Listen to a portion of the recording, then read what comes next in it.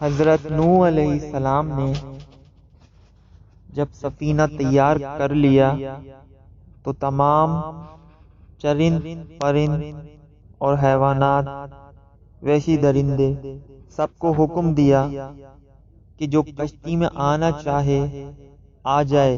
تمام تر مخلوقات میں انسانوں کے علاوہ آپ کی آواز پر لبیک کہا اور آپ نے ہر نسل کا ایک جوڑا کشتی میں سوار کر لیا۔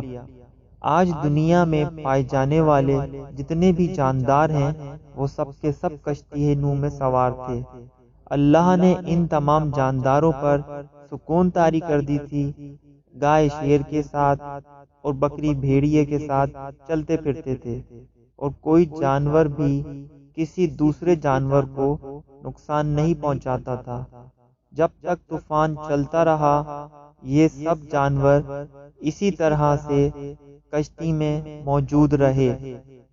ان جانوروں کی غلاظت کی وجہ سے کشتی میں چوہے زیادہ ہو گئے اور جانوروں کے فضلے سے بدبو کی وجہ سے بھی اصحاب کو پریشانی کا سامنا تھا۔ اللہ تعالیٰ نے نوح علیہ السلام کو وحی فرمائی کہ شیر کے سر پر ہاتھ پھیریں۔ نوح علیہ السلام نے ایسا ہی کیا۔ شیر کو چھینک آئی جس سے اللہ نے بلی کے نر اور مادہ جوڑے کو خلق کیا۔